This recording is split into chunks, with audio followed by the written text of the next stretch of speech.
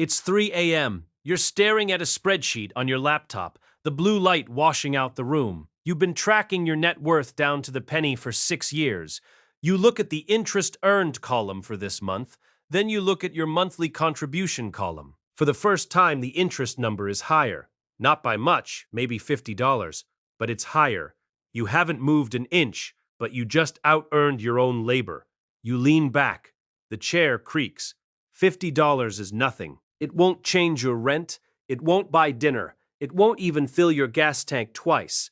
But something in the shape of the number unsettles you, because for 6 years, you have been the engine. Every dollar in that account got there because you skipped something, delayed something, said no to something. The account grew because you pushed it. And tonight, quietly, without asking your permission, it pushed itself. Let's rewind. Because to understand why this moment matters, you have to understand the phase you're leaving. Call it the linear phase. For 6 years, your growth was a function of effort, not capital. You made $100, you saved 20. You got a raise, you saved a little more. Every increment of progress was chained directly to something you did with your hands, your hours, your discipline. The spreadsheet was really a diary of sacrifice. Cut the daily coffee, add a line. Skip the vacation, add a line. Take the side gig, add a line. And here is the uncomfortable truth of that phase. Saving by itself was never an investment strategy. It was a survival tactic. You were plugging a hole in a bucket by pouring faster. The money you set aside wasn't working. It was just waiting, sitting there, being counted. You were the entire economy of your own future, and every day you didn't work, that economy stopped growing. That's what the linear phase feels like from the inside. Motion equals money. Stillness equals nothing. You scroll up in the spreadsheet, back to year one. The interest earned column then was almost embarrassing. $1 here, $3 there. The kind of number that feels like a rounding error, a joke the bank plays on you.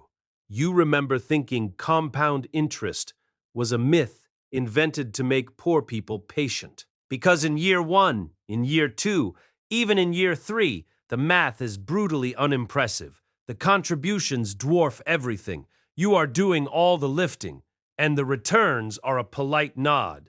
But numbers don't stay small if you keep feeding them. That's the part nobody feels until they see it happen to their own account. The formula underneath all of this is boring and unbreakable.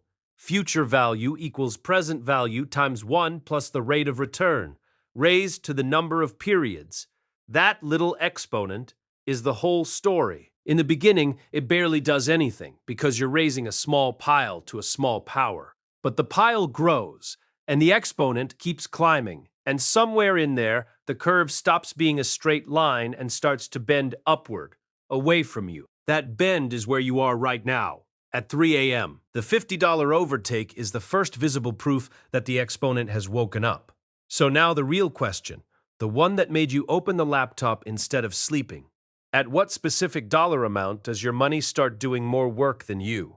Let's actually build it, together, in the dark. Start with what you can save. Say you're putting away $1,000 a month, $12,000 a year of pure effort. Your contribution, your sacrifice, your labor line. Now ask, how large does the invested pile need to be before it generates that same $12,000 a year on its own, without you adding a cent? If your portfolio grows at a modest, consistent rate, let's assume 7% as a working scenario, not a promise, then the math is almost cruel in its simplicity. $12,000 divided by 7%. That's roughly $170,000. At that number, your cap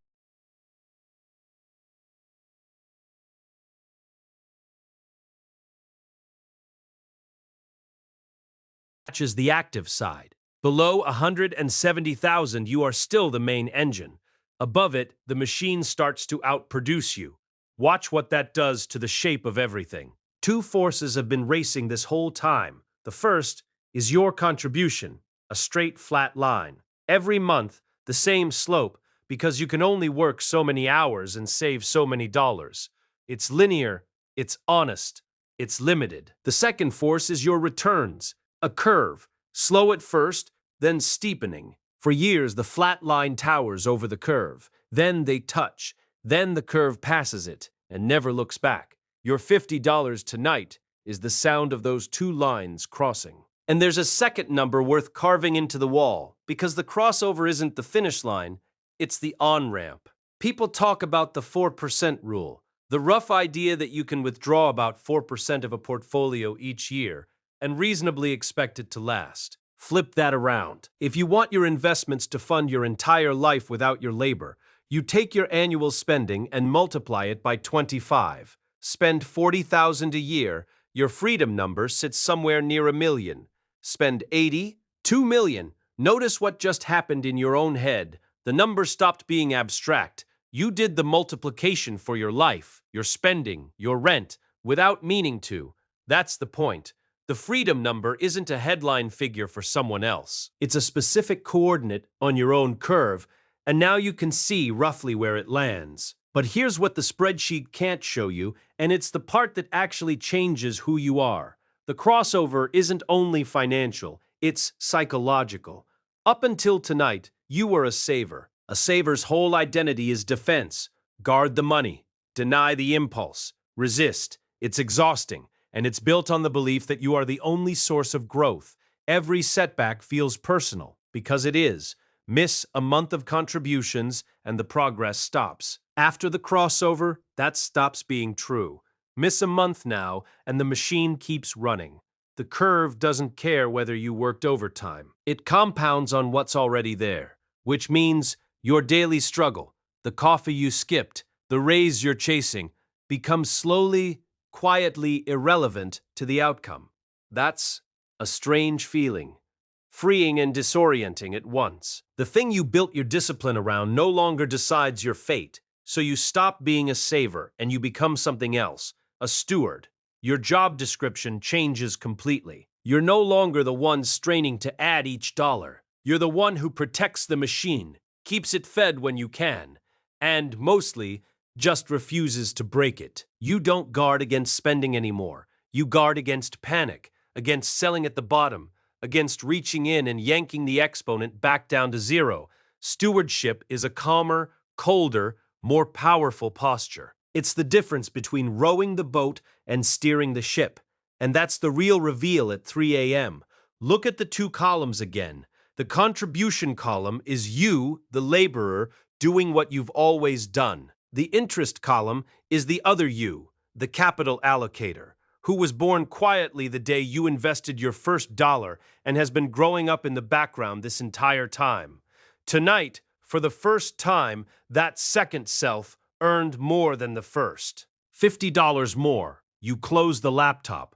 The room goes dark, and for the first time in 6 years, you aren't calculating what you have to do tomorrow to move the number, because tomorrow, whether you work or not, the number moves on its own. You didn't just cross a line on a chart. You stopped being the engine and became the person who owns it.